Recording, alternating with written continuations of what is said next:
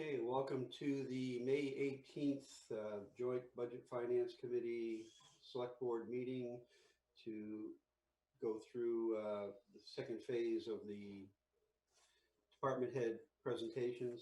A couple of points of order for the meeting. If you're not, you're in a muted mode. If you need to speak, then you can unmute yourself. But when you're done, go back to mute. That way it'll minimize some of the feedback and things like that.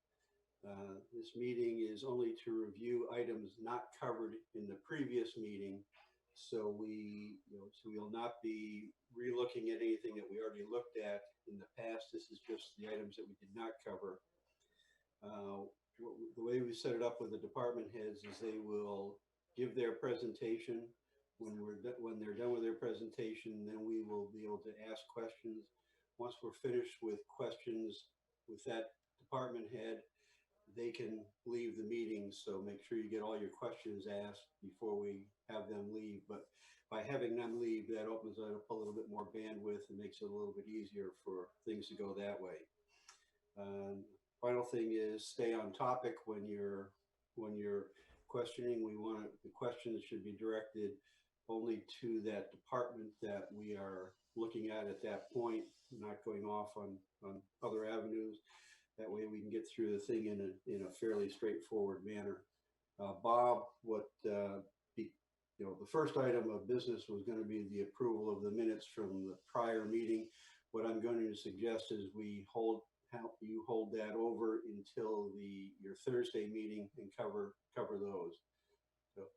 Just for the people that came in just at the end there, an easy way to unmute yourself temporarily is hold down the space bar. Well, you hold the space bar down, you're unmuted.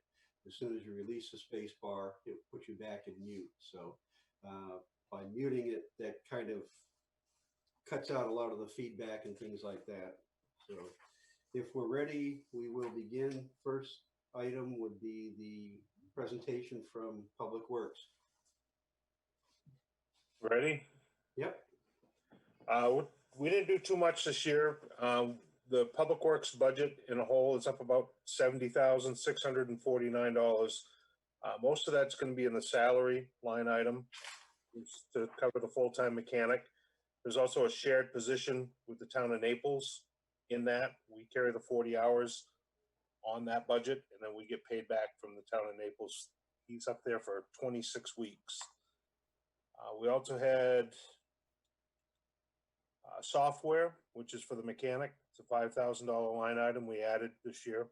That's to cover his laptop and programming that we have to buy every year so we can diagnose and work on the equipment that we have between the Public Works and the fire department. Going down through there, the other items was cemeteries went up $8,400. That's to cover Mountain Road. The person that was mowing that no longer does it anymore. They used to do, so we added that to our mowing contract, and the Raymond Hill extension. Everything else kind of stayed the same. We haven't done too much other than that. Okay, questions? I have a question.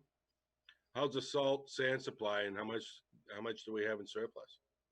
I just had 90 ton come in today of salt. That should put us to about 150 ton in the building right now. I've got, and this is just a guess because I haven't done my total sand usage for the winter. I've got about 2,000 yards in the building right now. We used considerably less sand and salt this year. Some of it was due to weather. Some of it had, most of it had to do with having control of what was being put out.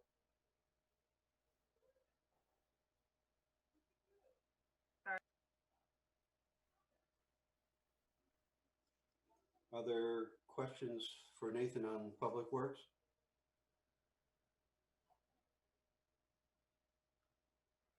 Nathan. Yes. How's it working with the expanded plowing that we're doing and having the personnel to be able to do that? I think it worked great.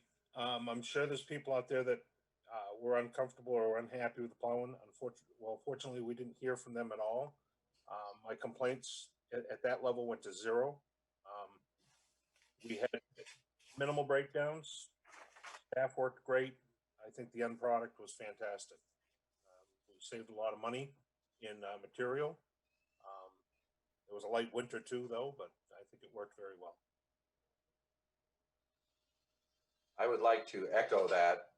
I was getting a lot of complaints in the last of the P&K, and I would tell you that this year, I thought they did a great job. I didn't hear from, I can't even recall a complaint.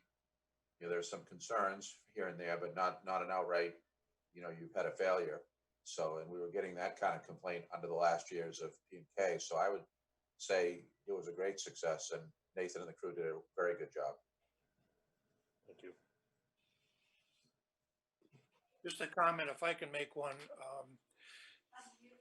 I understand that Gray is plowing North Raymond Road to Pond Road. That starts, we've got one more winter Okay. program we're doing right now. That doesn't start until 2021. Okay, because they did not do that this year. I'm just curious. Yeah, no, that does, there was 2 years left on the contract with the gentleman that plows on that end. That's fine.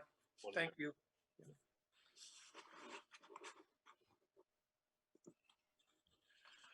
Other questions on Public Works? You want to cover CIP too while we're right here, or is that? Yeah. There was no changes in CIP. The only thing we moved, or Kathy moved, 60,000 out of my paving into the TIF. So we still have 320,000 for paving. 215,000 for equipment. We have not compiled a list of what we're going to do yet. We're waiting on the truck from the town of Gray. We're going to make an assessment of what we have at that point.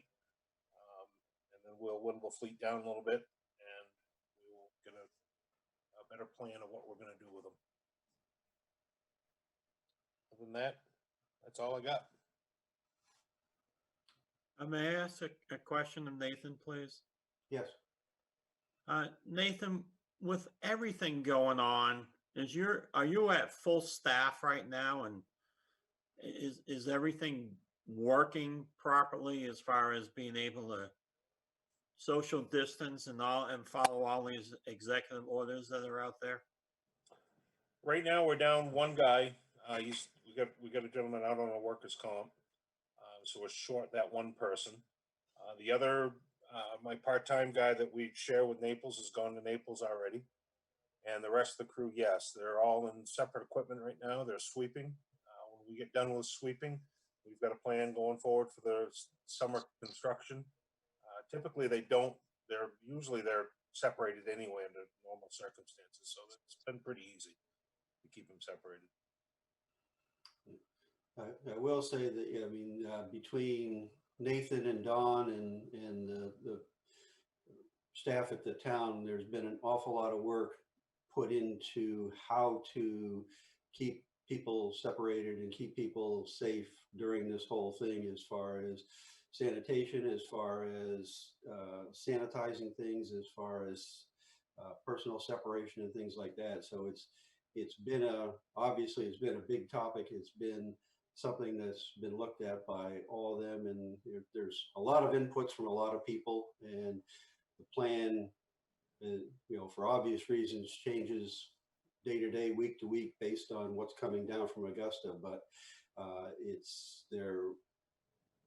they're on top of everything that's coming there to try and keep people safe as well as getting the town's work done. If I may follow up, and I'm not sure this is the appropriate time to ask the question, but where are we on revenue collection for the town? Property taxes, revenue sharing is probably going to get cut at some point. Don, I guess I'll address the question to you. Yes, that's a great question. And with respect to property taxes, we actually were above last year's collections. Last time I took a look at that, we were significantly above, but of course, your overall collections are going to be higher one year to the next. But surprisingly, we had no serious issues, have had no serious issues in that area. We were 250, now maybe 300,000 above last year at the same time that I asked the question. And So I don't anticipate that we're gonna have any kind of problem with property tax. Now, excise tax, that's another issue, but I believe that we're going to inevitably catch up. I mean, legally, we're not going to see people be able to evade that. What's gonna happen, though, I think, is it's gonna fall in the wrong fiscal year. You know, we're gonna make the collections ultimately, but, you know, they're going to be not booked in this fiscal year, but perhaps in the next fiscal year. Now, with respect to other collections, you know, state, I mean, that one,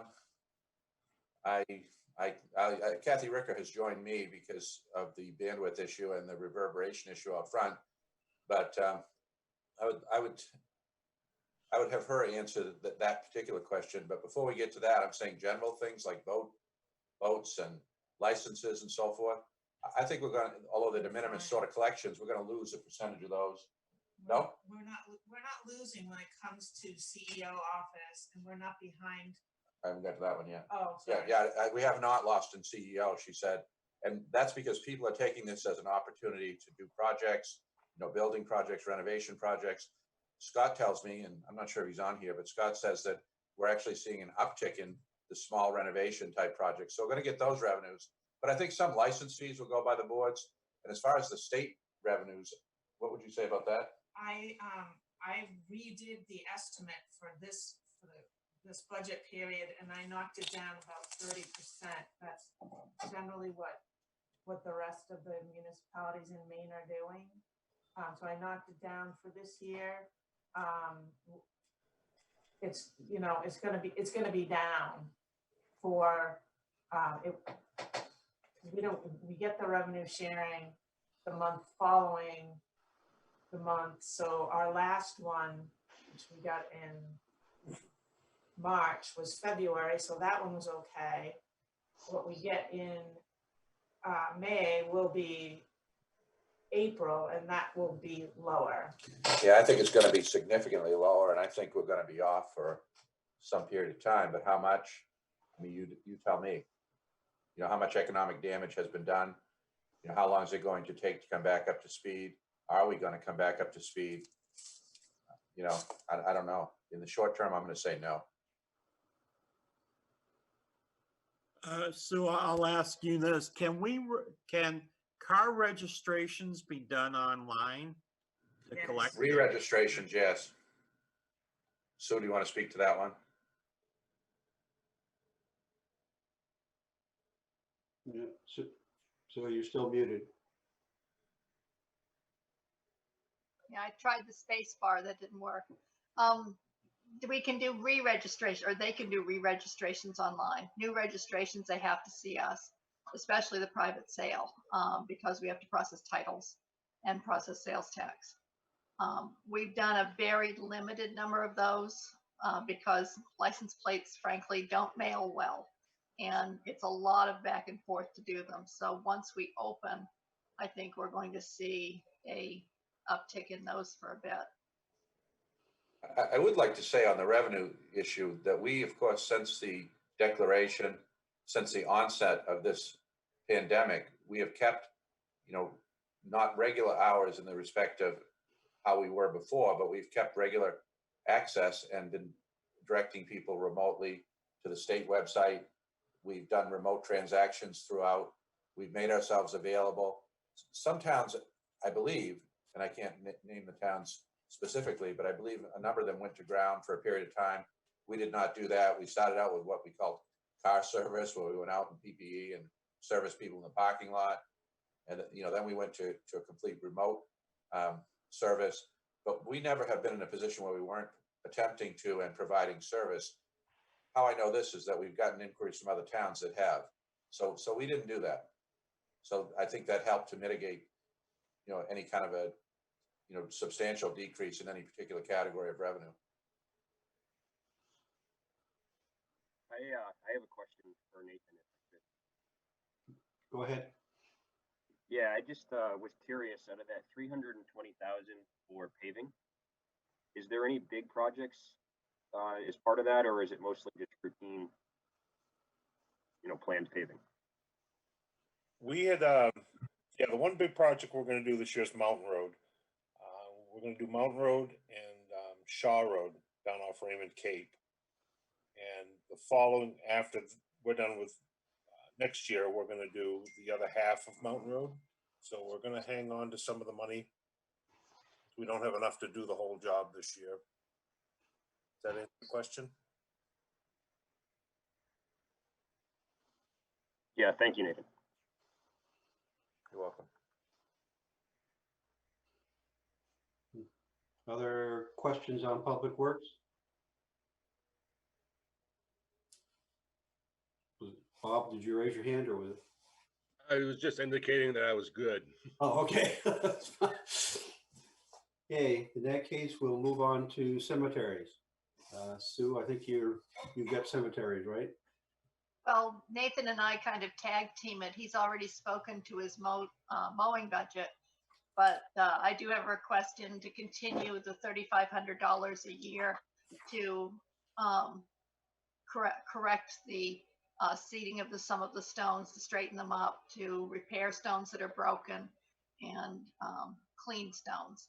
So far, we've completed Raymond Hill and for the old stones.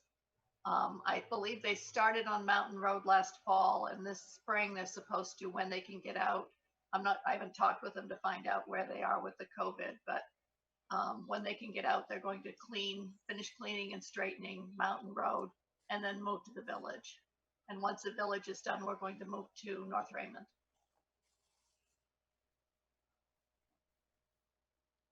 Okay, questions on cemeteries?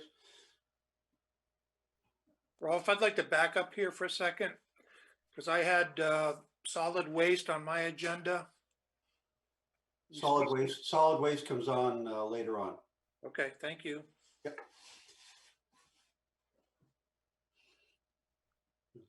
Other questions on cemeteries?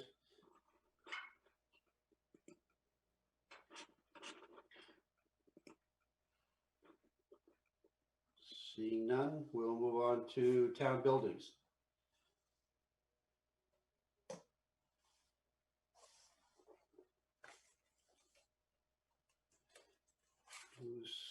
Who's going to run? Talk about that, Nathan, you want me to talk about it? No, I can go ahead with it. Okay, At this point, we've done quite a bit to the town office. My plan this year was take another run at doing some new fuel pumps at Public Works for the fire department, Public Works, and school department. We're talking about the money from the CIP account, correct? Well, this is just the town buildings, the 117,000. just the operating account, Nathan. Oh, okay, then I'm sorry I jumped on that one. I don't control the operating side. Kathy does most of that. Okay, well, Really? I thought it was you, Nathan. she said she thought it was you, Nathan.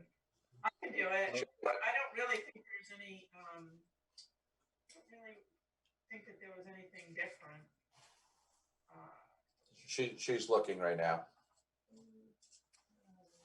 Town buildings. Yeah, there isn't really any, I put more money in contract fees, doing some. Can you hear her? Yeah. Okay. Yeah, I mean, there really isn't. Utilities. We combined the portable with this, so everything this year looks a little bit bigger, because this was the first year that we combined like the utilities and the security and the supplies and the heating oil and just general building maintenance. So it looks bigger than last year because the budget, we combined the two last year, and conversely, we decreased the technology budget because that's where all those expenditures were going through. But there's really nothing significantly different in town buildings this year. The significance in town buildings is in the current fiscal year. And of course, we're keeping detailed records and track of our expenditures in hopes, of a federal reimbursement. And so that's where the big difference is going to show up in terms of some renovations, temporary renovations that we will be submitting, hopefully for stimulus funds, grant funds, FEMA funds, any and all funds that are available. And so from the get-go, we've been keeping very detailed records of that. You're going to see plexiglass barriers installed. You're going to see the closet, which you may not know exists, be turned into a workstation as you enter the vestibule area between the two glass doors. As you look to the immediate left, there'll be a bulletin board that'll be converted to a workstation. There'll be various safety measures taken within the town office for both customer and employee safety, and they'll have a cost, but that'll be in the current fiscal year. Can I ask a question of Don? On that recoupment money that you're trying to account for, doesn't the state already have 1.2 billion they're sitting on, and aren't all the towns just waiting to get reimbursed on it? Not that we're aware of, no. We haven't gotten that word. Well, you may want to check into it. The state already received 1.2 billion. Will do. Okay. Right, and I know that we're ready to go. Yeah, I mean, if you talk to some of the big cities, they all the mayors have written a letter to the governor wanting to know where that money is and why it hasn't been distributed yet. It's supposed to go to public works and public safety, and they have it, and they're just kind of sitting on it. Okay, well, I've been following the discussions through GPCOG, and we haven't seen that at our level yet, so I will look into that for sure.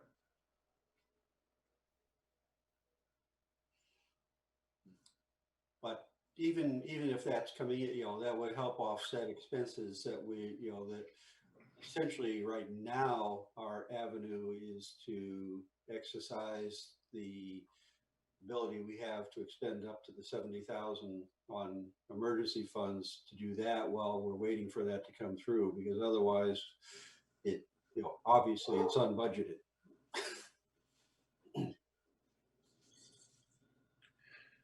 I have a question for Kathy, if I could ask her. Sure. Are we in contract now for fuel supply? And if not, will we be going into contract for fuel? We do. We already have our fuel contract. We did it as soon as the bottom fell out of the oil market. What's that look like this year? It's going to be about 20 cents less a gallon for us. Okay, thank you. Yep.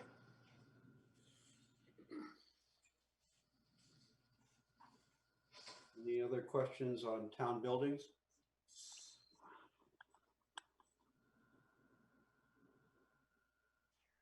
Okay, seeing none, we'll go into solid waste. We're in the last year of a 3-year CPI governed contract with Pine Tree Waste. And so that's at 2%. The tip fee with the former MWAC, now Maine Waste to Energy, is unchanged at $41 a ton. And so I think the big news there will be the next contract in the negotiation. Recycling is a cost center now, not a revenue center, and has been for some time. The decision that we made a number of years ago to pass the recycling on to Pine Tree, they were anxious to get it. I was anxious for them to have it at the time. That turned out to be a good bet on our part. So the question becomes, what do we do about recycling? Are we going to want to pay to recycle, possibly? The comment that I was going to make on this, Rolf, is it time to separate solid waste and recycling in the warrant articles? Not for 21, but possibly for 22. Okay, because I think recycling is going to go in a different direction than it is now over time. And Right, but for 21, we still are under contract.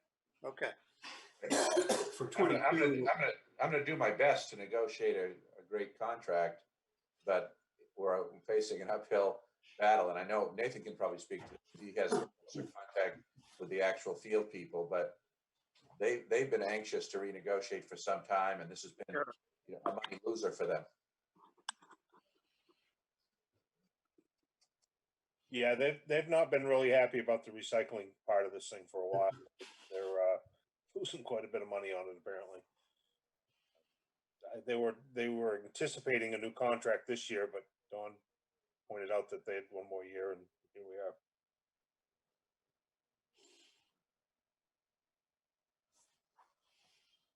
Other questions on solid waste? What is the anticipation on the recycling? How big of an increase are they gonna want on it, Don?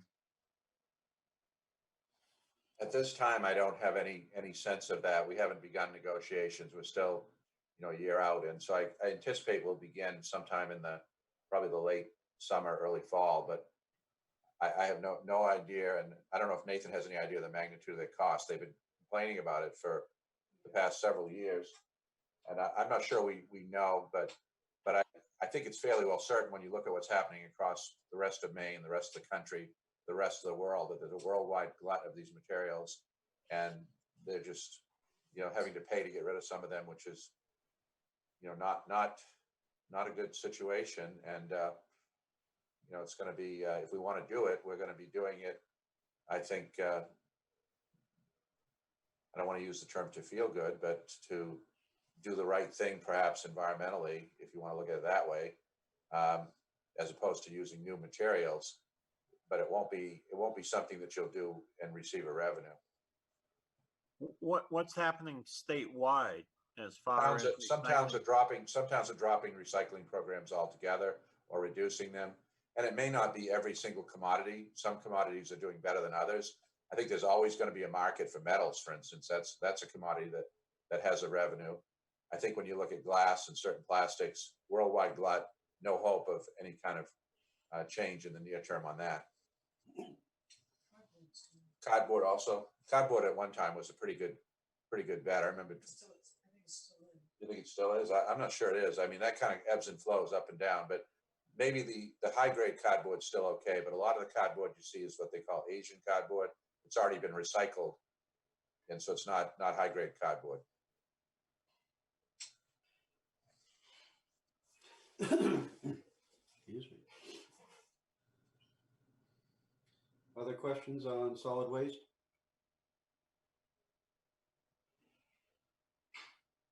Okay, moving on to public safety. Bruce, you're on. Yeah, can you hear me now? Yes. Excellent. Public safety, we had a couple changes that we've put into this year's budget back before the pandemic hit, et cetera, but we realized the need to add staffing to provide 24/7 coverage with a minimum of 2 people to achieve a couple goals. One was crew continuity, 2 crews that are always working together and efficient and proficient, and to provide safety and expedited response times. Oftentimes at nighttime when there's no one else here, there is times or are times when our medic has to wait for the rest of the crew to show up at the station before they leave to go to the call. That takes and consumes a lot of extra minutes and increases our turnout time. The other issue is that there are times when the medic will arrive quicker than the rest of the crew who might be on as a call department crew and be there alone, which isn't safe at night either. And we've had a couple of incidents involving weapons and obviously a lot involving drugs as of late. So we're really concerned about that and decided that we would add some staffing. So we added in $115,000 pay for 3 additional personnel. And we made the appropriate adjustments to our line items to remove some per diems and some on-call people, if you will. And that's reflected in shown in the cover letter that went out with the budget. We've included the cost of providing a medical control doctor through Maine EMS is requiring it. So we included $2,000. That's roughly the guesstimate that we have now. That's someone who will oversee medication usage, critique or QI, all of our meds, run sheets, things like that, and training needs. So that's a necessity that we had to add in this year. We didn't adjust a whole lot because obviously the pandemic happened after we put the budget together, but we didn't adjust a whole lot on our materials. What we're seeing is a lot of increases in 95 masks, PPE, things like that we aren't getting for free necessarily. Other items such as bandages and things like that have gone up some too. So we're going to see that in the future. Obviously this year we're going to have to be creative and try to make do with what we've got and how we got it. Hope everything stabilizes and turns back to normal in the upcoming years. We added the cost of anything that was added prior, like wage adjustments, last year. We added those into the budget this year because we have to cover that. And we did make an adjustment. We have a medic that we think is going to retire finally. He's made commitment that he would retire this summer, and we'll end up having to pay all his vacations, sick leave payout, things like that out of our line items. So that would be something we have to consider there. So we had that addition to our budget. And other than that, the capital budget shows a wrong figure there, and I just will clarify it just for the record, but it actually shows a $93,000 figure, and that was before we had to come in and ask for the emergency appropriation for our heating systems to be replaced. So it's back down to the $75,000 annual, which is the apparatus replacement for the ambulances. That's the ongoing there. Other than that, that's about it. Short and sweet. And questions. I got to cover this, I guess, too. Sorry. Training line item was adjusted, and I think everybody needs to understand that the state has gone to a 2-year training recertification for all our EMS providers. So basically, you're adding a substantial amount of credit hours to every provider each year because we're taking a whole year of recertification time away from them. So it's fairly substantial, and we made an adjustment to that. I think it worked out to be close to $6,000 over each year. And so that would be, maybe it's 4,000, but it's right in that area. And, no, it is 6,000. Anyway, 6,000 is what I listed. So $6,000 a year, and it will roll over every year. And it's just going to be something that happens to us, unfortunately, because they shortened that licensure period. And we have to provide more training in a shorter period of time for our folks and pay them for it. Other than that, I think that's the very short and sweet version for you. Anything, Cassie, you want to add? No? Okay. Guess I have a question for Kathy Ricker on this. Why are we not accruing vacation and sick time and whatnot? Why are we taking the hit all in 1 year when it should be an accrued expense? It's not traditionally done in governmental accounting standards. It's not something that we do. You only budget for what you expect to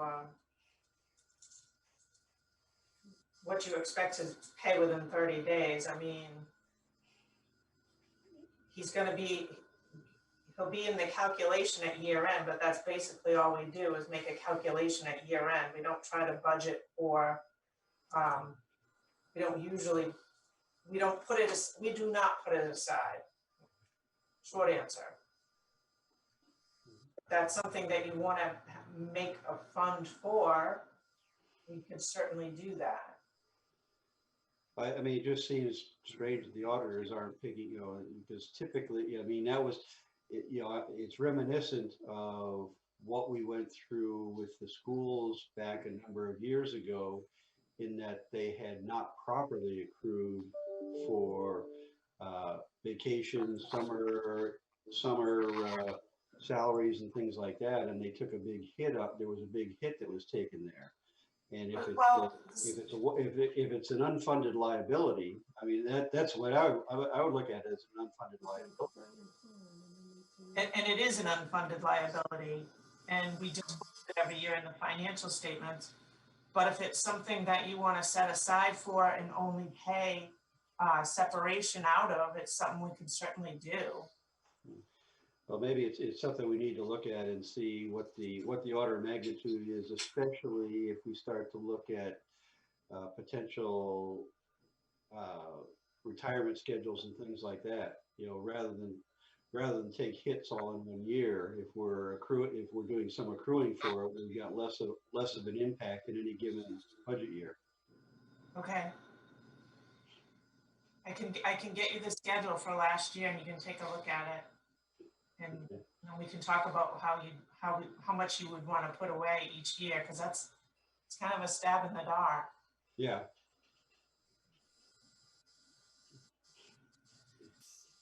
Other questions on public safety? I do. Teresa? On the 115,000, Bruce, you have it for Yeah. 3 people. Where are we at with that right now? Okay, I'm not understanding the question. I'm sorry. Where we're at with the Hiring in 3 new Hiring? people? Yeah, okay. We haven't hired them because it's in this year's budget, so we haven't done that. We had the one that we added a year ago. That position just got vacated, but he went on to Brunswick. Again, better benefits, more money type of a deal. But so we're working on filling that right now, and won't fill these until this money's approved this year. We've got our eyes on a couple people that may fit the bill, and when we get the money or approval, we'll move forward with them. Okay, so, and I guess where are we at too? I know that we had a meeting as far as offering up, hiring wages, hiring bonus and stuff like that. Have we hired in any new people since that meeting? We have not had any new people come in, no. Short end. No. And where are you at with like mutual aid? I know that you guys all depend on mutual aid a lot together. And I know other towns are running into the same issue we are. Yeah. So to me, it's making that mutual aid work. We have to make it work for you. Wyndham's hiring right now 4, I believe, of it. And Standish is hiring 4 more right now. Gray is put in for, I believe, 4 more. And Casco had in for a full-time position, and I don't know if they had any other part-time, but I don't believe they got their full-time position in Casco. You're right. We rely on each other for mutual aid so much, and what we're finding though is that we're all busy. So when you need that mutual aid, oftentimes, like the other day in Gloucester for a woods fire, 10 acres burned, and there was, oh God, had to been 10, 11 departments there helping. Every department came with 2 people or 3 people. That's all they had. So they reached as far as Falmouth, Brunswick, Freeport, and us, and that big circle there. So just to go to New Gloucester. Mutual aid does work, but it's a stretch, and oftentimes we're real late in the game before you can get it. So that 3 positions, I guess I'm just concerned just because if we can't hire what we don't have now, but we're going to put that money aside for the. You muted yourself. Sorry, I did. There we go. Other people would like. I lost you right after you said I'm concerned with, and then it went mute. My finger came out. Joe's laughing at that one. He wishes he could mute me too. I guess I'm concerned where do you think we're going to get people in full time instead of like the per diem people? That's the hope. One thing you get with full time is you get a commitment from them. They have full time, they're earning benefits, etc., and they get buy-in. They will work your holidays. They will be here on weekends. Right now, with all our vacant shifts that we're seeing a lot of them on weekends. We see a lot of them on summertime, nice days during the week. I wonder why.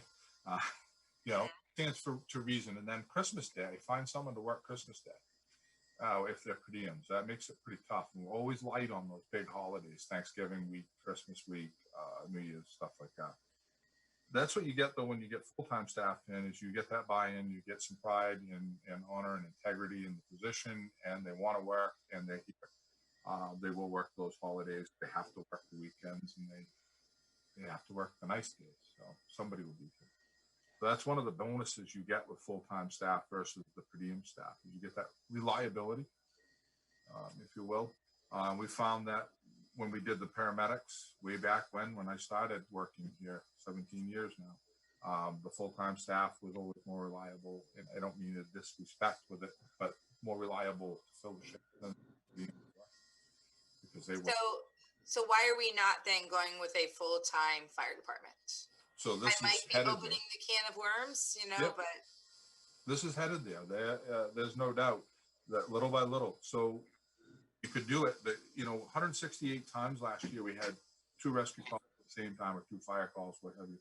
60 to 70 times we had the 3rd call at the same time. So having that blended department still works pretty well. That call crew comes out on that 2nd or that 3rd call and often bails us out, if you will. Just the other day, Saturday, as a matter of fact, our rescue with 3 people was at Maine Medical, transporting a fairly critical patient, and we got a motorcycle crash on Webb's Mills. So the remaining crew, the 2 of us, and Kathy came out from home to respond to that. So having Kathy available from home in that call company position, if you will, at that point, was what bailed us out. We were able to provide a rescue crew and a minimal fire crew. Given the incident we had he been really injured and we had to extricate, we would have been in the mutual aid territory at that point. So we're handling to deal with it on our own. Okay, I guess thanks. that's where we're at with it, Teresa. I mean, there's no definitive with any of this. There's no absolute answer that says this is our fix. I wish I could give that to you. I'd love to invent it. I'd be a wealthy man if I could. But that's kind of the way it is. Well, and I think it's all the departments, all the towns, we're all running in the same thing. So that's why you've got to rely on that mutual aid even more. So, And in terms of full-time staffing, I would say there's a lot of churn out there. It's a seller's market. It is. Towns that are, well, Brunswick is, I'll just tell you, Brunswick's a town that is known for paying, you know, exceedingly high wages and benefits comparatively. And for some reason, it's a very attractive town. I mean, when I was on the coast, we lost police officers to Brunswick.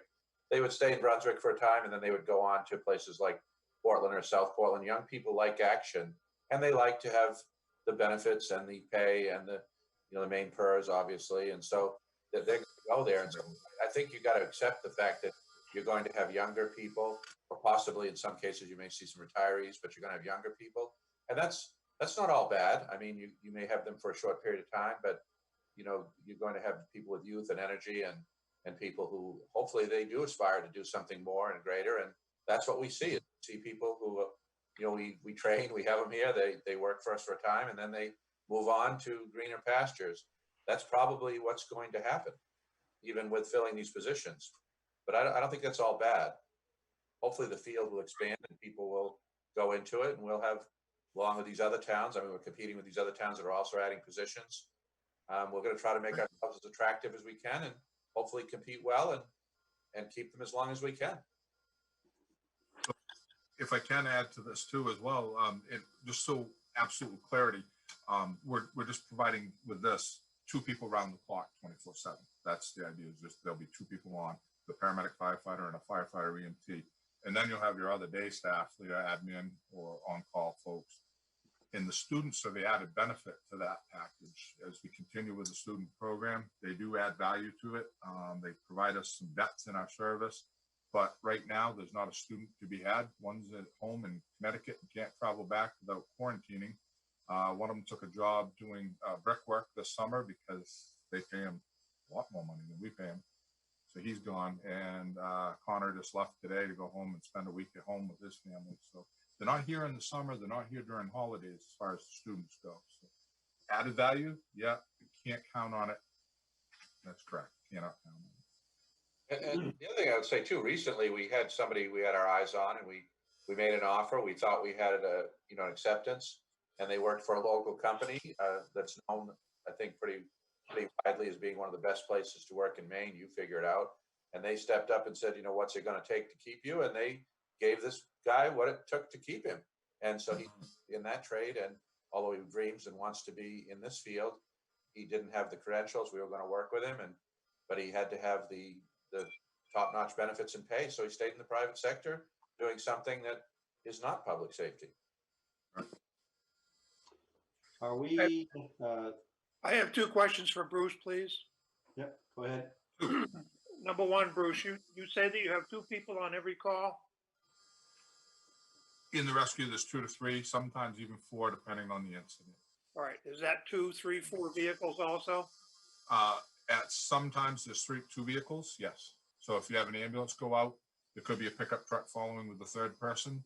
And then if they're not needed, they'll come back to the station. So you have 2 people in one vehicle at one time? There are several times during that, because of our response plans, though, Marshall, that you'll actually get 2 ambulances and a pickup truck to respond. So you'll end up with a crew of 5 or 6 going to it. And it all depends on what the call is prioritized as. So a serious cardiac, stroke, things like that would prioritize higher and become what they call a Delta or an Echo call. And those bring more apparatus and more capabilities. Doesn't it appear to be a little bit of overkill? So, sorry, you think over? Doesn't it appear to be a little bit of overkill? It may appear that on the outside, but when you get a cardiac arrest patient and you go through on scene X amount of rounds of drugs, you run out of those drugs quick, and then you end up calling for that other ambulance quickly. We also have found times when you get there and a piece of equipment might not work and you need it. Even though you check them routinely, there are those times that happens. So having that equipment there works very well. And it's all done by that national standard, which is the what is it, EMD, Emergency Medical Dispatch Standard. So basically, we've aligned everything across the country. Those priority calls get more apparatus and capability. The alpha call, if you will, or an omega call, which is a cut finger or minor, an ambulance for 2 people. Yeah, that covers it. A second question, when you say you have 2 or 3 calls at a time, are they all in Raymond or are you using mutual aid? Quite often they're in Raymond. Yeah. Sometimes we're called out of town, and then there'll be another call here in town. So we'll already be committed to another community. That happens. I guess did they mutual aid calls last year? And I don't think of off the top of my head more than, I don't know, 10 calls where we were also called back here at town and out of town at the same time. Most of the times this happens to us, it seems like the mad rush, if you will. We're at a medical, we go to another medical, someone has a crash or illegal burn or a woods fire or what have you. Kind of how it works out. You might sit all morning and do nothing, and then all of a sudden you run 5 times, which kind of happened to me on Saturday's shift. We were pretty busy. Thank you. Are we seeing, right now, are we seeing more or less calls? I know at one point there was a decrease because people were afraid of going to the hospital. Is that normalizing? Yeah, it was just the March call volume, and since then, it's not hugely above last year, but it is above last year. It's pretty much the trend. We're seeing more serious calls. We're not going out for that cut finger as much. And I know still because people don't want to go into that hospital and get exposed to COVID or whatever else is out there. But we are seeing the more serious calls, you know, the traumas, the severe medical issues, or the woods grass and brush fires, crashes, things like that, and with an increase. Okay, so I guess the corollary to that is that we should still, we shouldn't see a decrease in the revenue side as far as because if the call volume is still staying somewhat stable, then or increasing, then the revenue side on the collection should be, we shouldn't be seeing much of a decrease there, right? Right, that's correct. And we've got a $3,700 grant through FEMA from the CARES Act rather, and towards EMS that went into that account, and there's another 5,000 coming as well on that. That's just from that side of the house. And then the billing changes in billing, we're allowed to bill lift assist, no transport stuff now, and that's coming online. So we should be seeing that revenue, if you will, I guess. It's only like $100, but still. Yeah, I guess one other question is, the call time, your turnarounds, are you being impacted by that because of the amount of time you've got to spend additional at the hospital on the sanitizing side? And is that impacting how many calls you do and where, mutual aid and all that? Yeah, so the short answer there is yes. We're seeing 25, 30 minutes additional per call for cleanup. If it's a serious call with a definite COVID patient or anything like that, we're looking at an hour plus after the fact, clean, sterilize, in the units and everything else. So we've got that kind of to look at. And with the reports nowadays that we have to write, there's a large amount of time at Maine Medical where most of our patients go, and they demand the full report be left at the hospital immediately. It's got to be printed and left. We go into Bridgeton, you go into Central Maine, you fill out a quick cut sheet by hand, you leave it. They log in later to the state's website and pull that run sheet from the state's website. So those turnarounds are quicker, even though they may be further away to go to Lewiston. Maine Med wants it because of the continuity of care. It's important. They don't want to miss any facts. They don't want us forgetting anything, so they require that run sheet left. That takes a few minutes to write one of these run sheets. I mean, it's a legal document and we can't miss a thing. So often it will take you 40 minutes to write a run sheet. It's pretty extensive. One more question, Rolf, if I could, to Bruce. Bruce, I kind of lost track. What is your budget up this year over last year? What's the dollar amount? 814 to 921, 100 and that's it. 107, 896. 107, 896. There we go. Perfect. Thank you. Bruce, how many full-time people you have right now?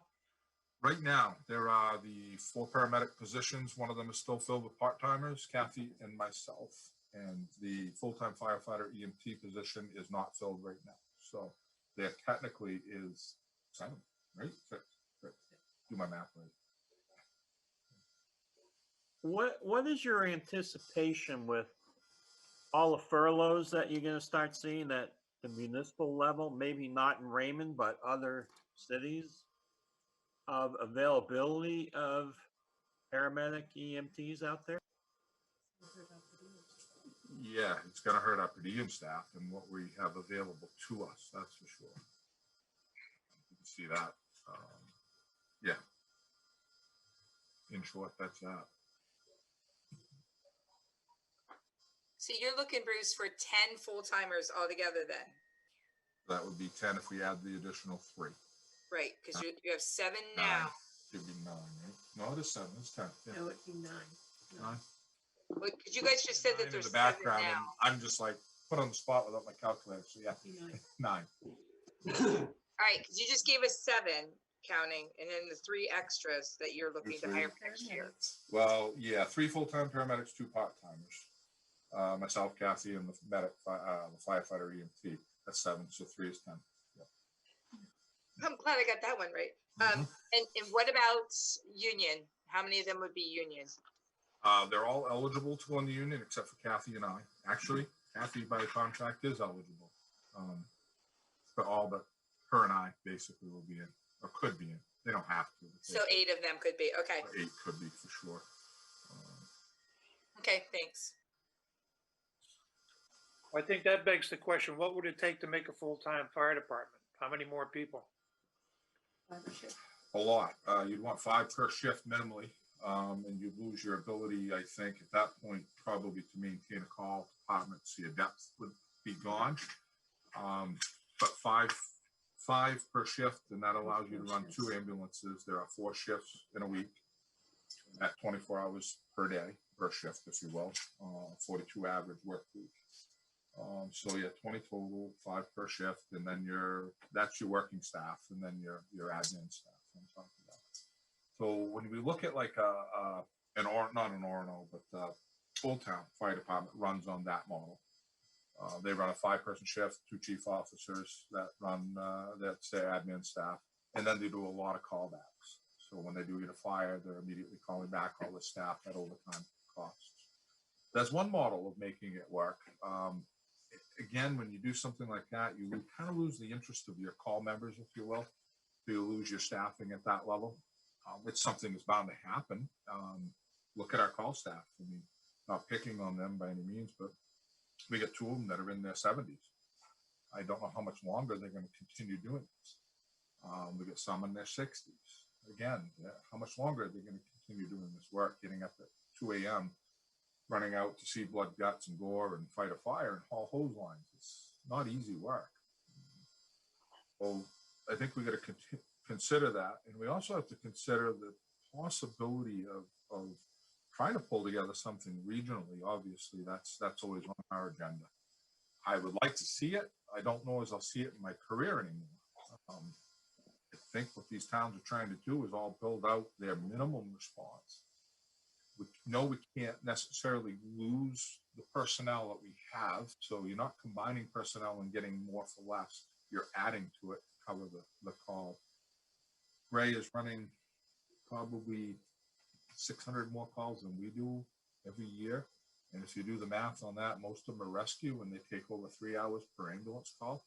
And start figuring that out. Some of them take 4 hours. It's just the nature of the beast. There are fire calls that take 20 minutes, and you're cleaned up and back home here at the station. And there are those that take 7 hours, and you spend 6 more hours cleaning up. You know, so it's hard to predict the exact needs, but 5 people for call responders gives you 2 ambulances with 2 people, gives you a 3rd person as a float, allows that person to take a fire truck and get there, and then mutual aid to arrive as needed. So that's kind of my long answer to that one, Marshall. You know, but for clarification on that, yeah. You're going off of Orono, correct, with the 5 per shift? Just using that as Old Town, but just using that as an example.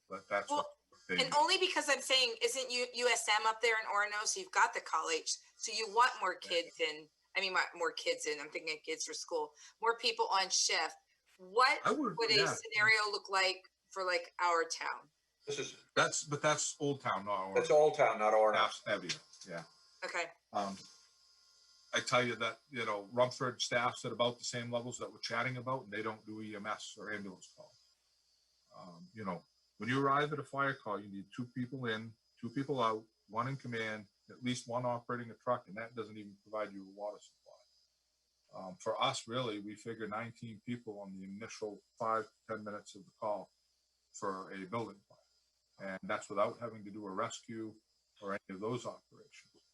The same would really apply to a call similar to what we had up on Raymond Hill Road with the guy hit the tree comes down on the car. Regardless if the tree came down on it, we still utilized well over 19 people at that incident quickly. Extricate, cut him out, treat him, transport him. The crew in the ambulance was 3 in the back because of his injuries. So 3 paramedic staff went in the back of the ambulance. One was the driver. Kind of can see the concerns there. Mutual aid was used on that particular incident. For example, Wyndham came with a crew of 3, and Casco eventually showed up with 3. They had 2 in the initial truck, but we still waited over 25 minutes for the Casco truck to get there. We waited about 20 minutes for the Wyndham truck to get there, and those were our closest mutual aid. It's I guess something you have to weigh out and see if we want to be waiting that long to get the staff we need or what have you. But again, the 5 people allows you to run 1 ambulance with 2, a fire engine with 3, which is what you really need minimally, or 2 ambulances with 2, and it keeps you a floater back here at the station. And you'd find me behind the wheel of another truck driving it like I often do now. Bruce, you said Rumford doesn't do EMT calls. Who does? Rumford doesn't. I'm trying to remember the ambulance service. I think it's Capital.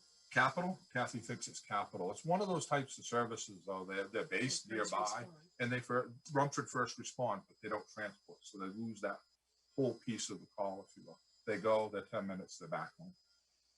So you can't really count that in your staffing needs, I guess. You do, but you don't, because they don't have the ambulance component.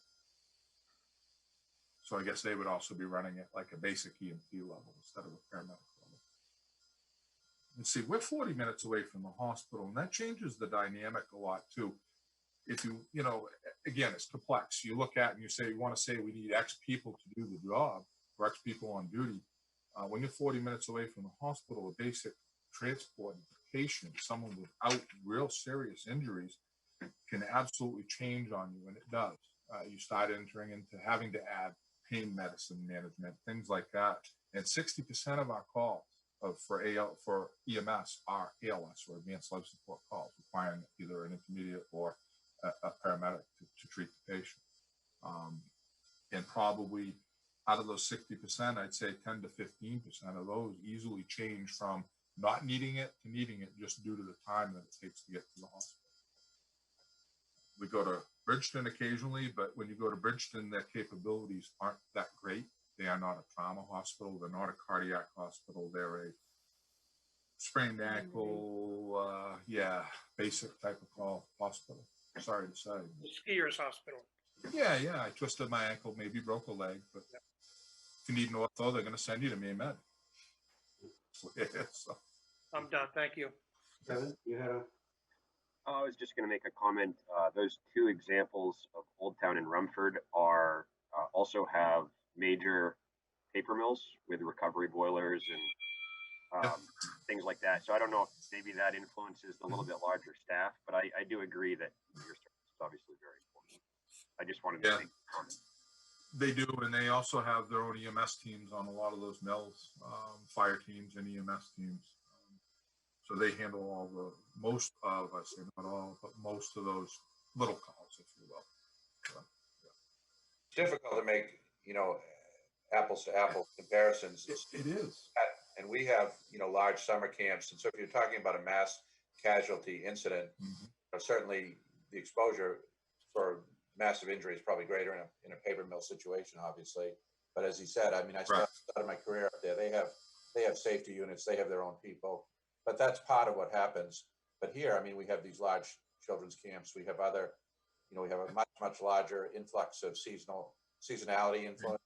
I mean, we triple in size. That doesn't happen in Rumford. So there's differences in every town that influence what your staffing might be.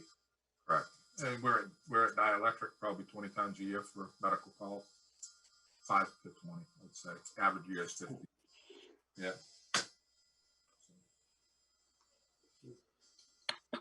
Other questions on public safety?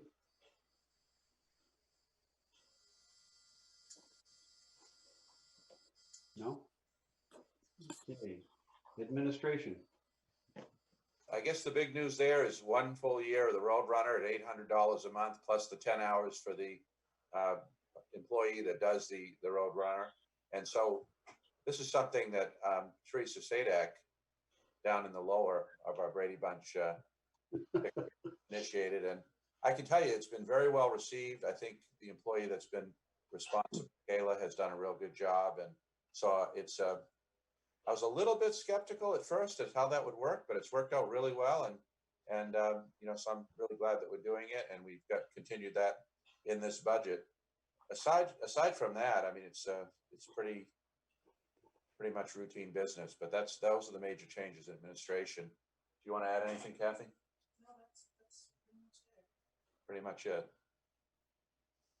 I just want to say, Kayla has been doing great. She's an inside source, which is awesome. And I think that the people are liking it. I may come back to you guys later to see if we want to up it more at some other point, but we'll see. That is the big issue, is that we have more content on a month basis, much more than we can put in there. And as you may recall, in the glory days of the Roadrunner, it could run, you know, 15, 18, 20 pages even at times, which was probably excessive, I'm told, but we filled that up with the school's help. And we certainly could fill up more than what we have, but then you get maybe a little bit of fatigue too. It might be the right size. I have heard that too, that, you know, it conveys the essential information in a concise format, and people really like it. And it goes to every postal box in Raymond and Wyndham, so you can't escape us. You're going to get it. Whether you want it or not, you're going to get it. Any questions on administration?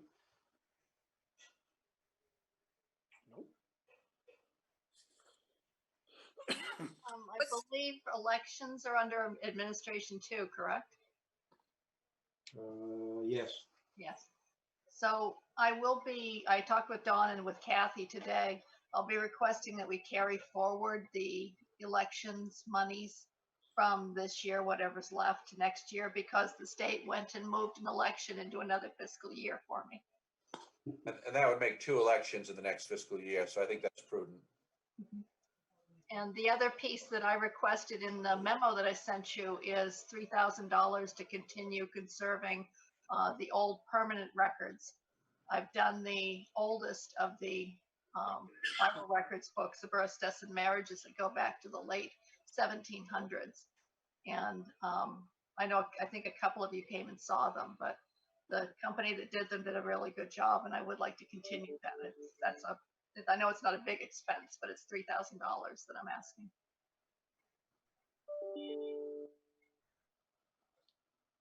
Other questions on administration? Okay. Not sure what was intended on the RSU withdrawal update, other than the fact that, you know, there's no additional monies requested at this point. Where we are in the process is in the hands of the RSU's lawyer is holding us up at this point. We're on the separation agreement. Our committee has worked with them. It went back to their lawyer and has not come out of there yet. So until it comes out of there, we can't get final approval on that. So we're on hold pending them getting their work done. Rob, when do you project that will go to the town voters? The projection is to have that at the presidential election. Thank you.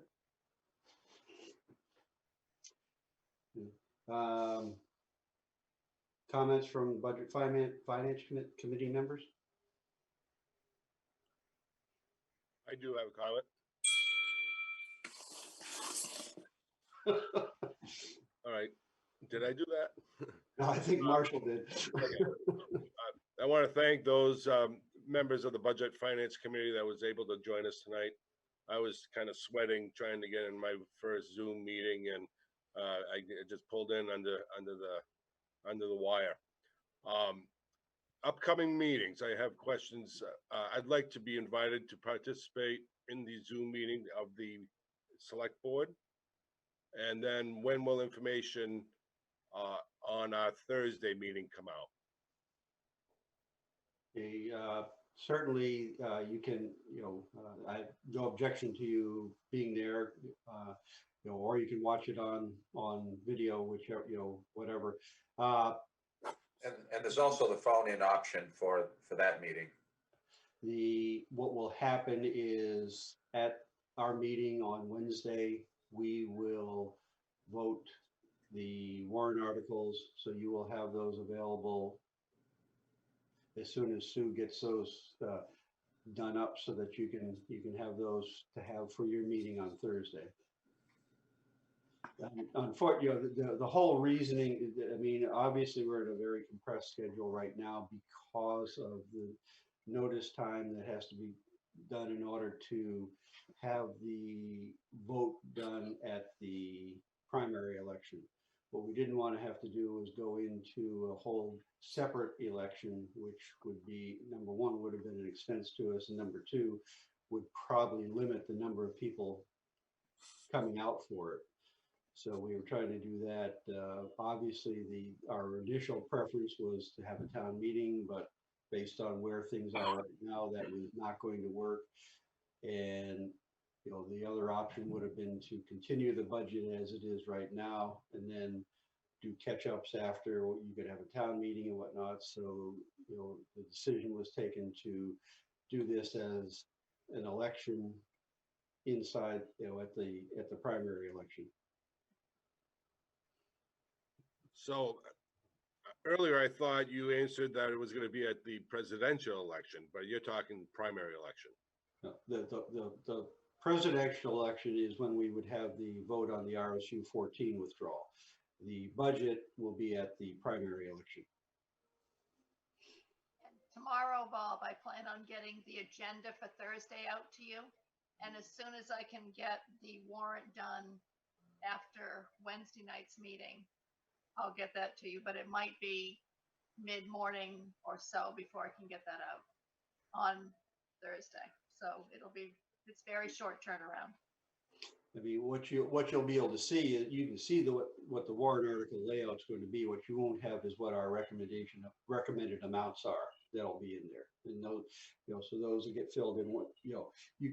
The layout of it you'll be able to see immediately, but the actual numbers you won't be able to see until after we vote those that night, on Wednesday night. I would like to echo Bob and say that it would be nice to have a Zoom invitation to at least listen to the select board discussion on the warrant articles and how you vote. I'm very concerned about Maine's economy right now and how many people in this town are either furloughed or lost their job. And I just want to make sure that we keep that in mind. And I know the select board will, but it's scary what's going on out there. And so I hate to, really think that we're going to be able to do any increase at all in the budget. But I am concerned about lots of people in this town who are not working right now. I know for one, I'm the only daycare right now open in the town, and there's several. So there is, yeah. And I know it's the same way all over the place right now, and they're looking to open June 1st, but.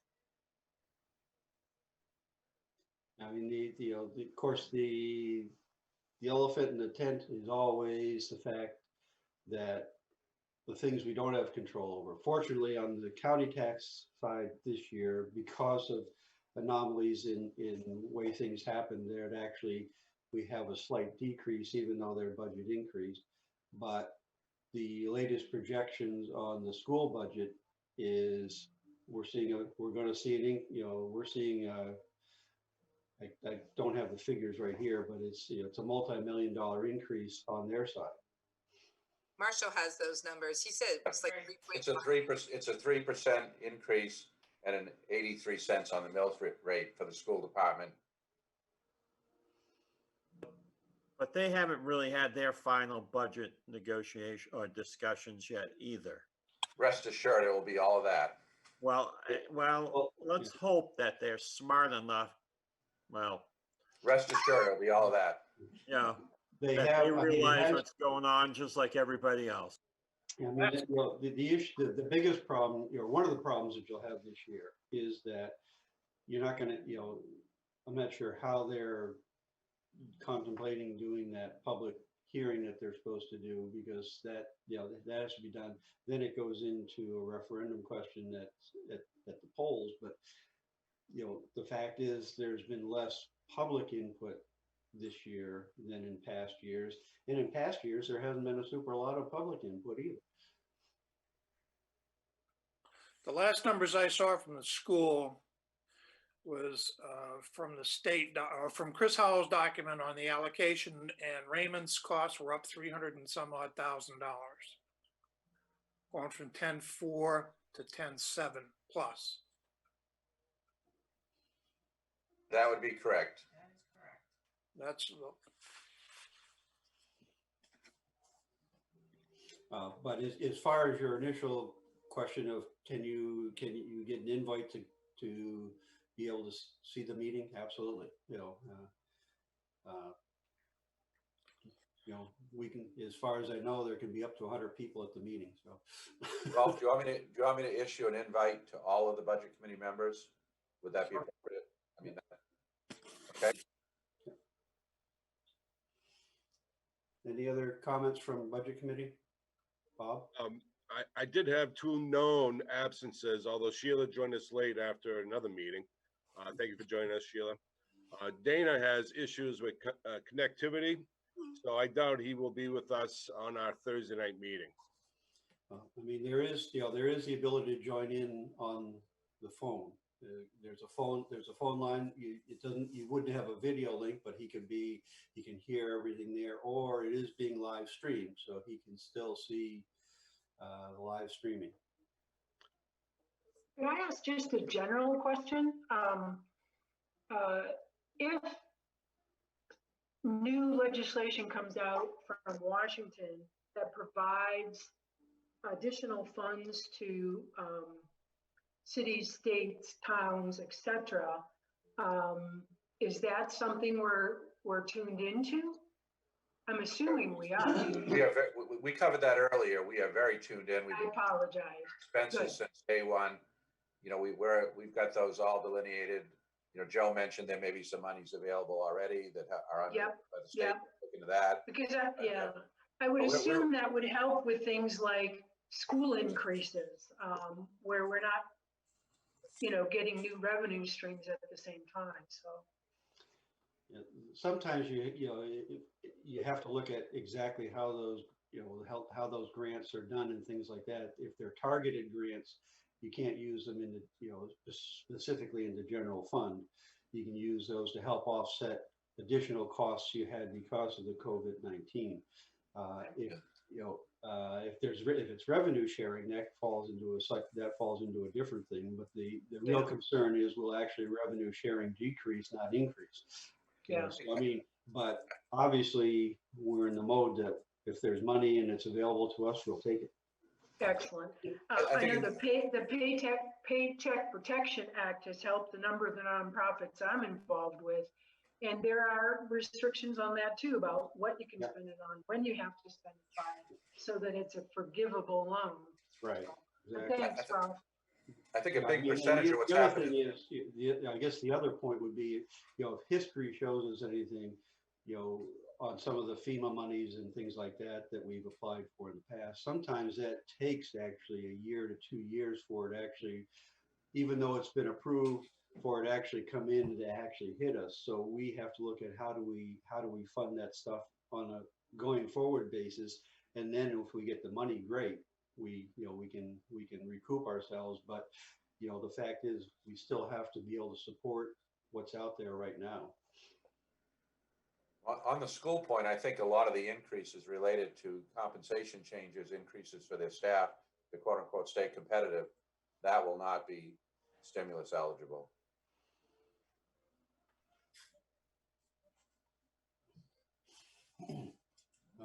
Any comments from the select board?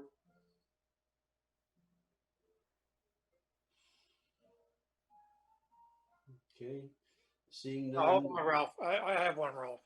How Sure. do we stand on food service for the kids in the summer? Don has got, Don, you can talk to this, but I mean, Jenny Silverblade is working with, We've been very concerned about that, and we've been trying to work with the school, which we've opened a dialogue. Teresa's been involved. Jenny Silverblade, our GA administrator, has been involved.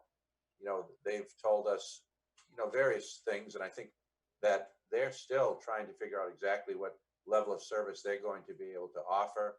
And so I guess we've committed to the fact that we have our Raymond Community Assistance Fund, we have our General Assistance Fund, which is, of course, is not that significant in terms of size. Community assistance more so. I believe that if we put out a call to people in the community, if need be, that we could raise sufficient funds. Rolf stepped in and said that he'd help us through his church. We've tried to determine whether meals can be served off-site, whether there's any school funds. We're kind of not clear exactly on what the school can and will do to help us. They've told us that they can't help with delivery. Certain funds can't be used off premises, possibly. So we're looking at, it's still a work in progress, but the bottom line on that one is we're going to make it happen. If there are people in need, people who need meals, particularly school-age children, families with school-age children, we're going to make that happen. Has the GA account been absorbed already? No, Okay. no. The GA account's fine. Through the pandemic, we've had a few GA requests. One notable one I remember were some younger guys who were working, in town and were staying in a motel. People from the area, they lost their housing, which was a temporary situation because they lost their jobs, and so they were basically going from working and paying week to week to being on the street. Able-bodied people, to Joe's point, who lost their job. That's one I remember. And then you've had some families who have had distress. So we've been able to step up, help them. And but I wouldn't say at this point that it has been at a level or magnitude that we're aware of that would be significantly outside the norm. But I mean, it's a different reason, though. There are different reasons. And I'm not saying there isn't need out there. There is need out there. We're going to reach out, I think, to them through the school program, through the backpack program. We put together a notice to put in the bags about the fact that we have resources. We want to help you. So whether the school continues or not, we're going to be there. Okay, thank you. Marshall, here's another thing about that too, is I talked to Beth Peavy, and there's two different things going on right now. There's the backpack program, and then there's also right now they're having meal pickups on 2 different days out of the week. Yeah, I saw that. And there's other people that are coming in. So talking to Beth Peavy, I got more of an idea of what's going on. And I think that backpack program and feeding the kids and families is something that's separate from our GA program. And I think that we've got some ideas that we can work with local people, do some food drives to make sure that we can keep this going to summer. The only thing I am worried about is June 10th or 11th is their last day. Right. So I'd like to have some kind of a plan in effect before, too soon. Yeah, that's the part that's troubling me is they want to go on their summer break, and I'm hoping we can pull something together with them as a part of the equation, at least from some financial resource standpoint. But I'm doing the best I can on that with Jenny. Well, I'll give you guys a call tomorrow too about some possible ideas. Yeah, maybe we can work together and try to get that going, because when they're gone, I think that may be it. Yes. The comment I want to make is just cash donations sometimes don't work in a situation like this, because if you give them cash, they got to go to the store and get it, or somebody's got to go to the store and get it. No, we would work with the Good Shepherd Food Bank. We would work, because it's a multiplier effect on your money. We would work that way. We wouldn't be giving them cash cards. We'd be giving them, commodities, and we would source them from something like the Good Shepherd or an entity like that. I mean, but I also understand the food banks are getting hit hard too right now. Right. Although I would say on the food card front, we have had, several cards donated to us, which we have been able to distribute to people in need. These are not town, town purchase cards, but ones that were privately given. And so we have had those, but I would agree with you. That's not the best way to do it. Thank you. Yeah. I mean, I guess one thing that, especially for, people that are looking at it from, from the video standpoint and whatnot is, if people want to help out, they can donate to that Raymond Fund and just send donations to the town and just identify it for that Raymond Help Fund.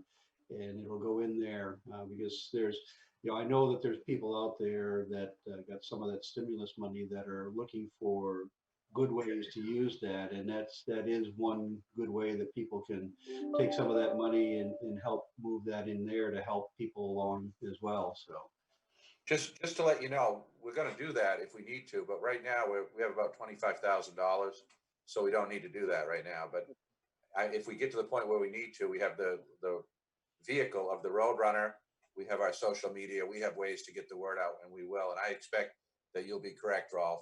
When we put that word out before, when we started the fund, we had numerous donations. People have put us on their annual giving program. I think we will be able to raise money. other questions and comments? Just want to remind the budget finance people that we need a quorum for Thursday since it's a regular meeting. So hopefully there's 4 of us here. Hopefully we could find one more and make sure we could hold a meeting. I'll be contacting those people that I hadn't heard from. So, hopefully we'll be the numbers we need to be.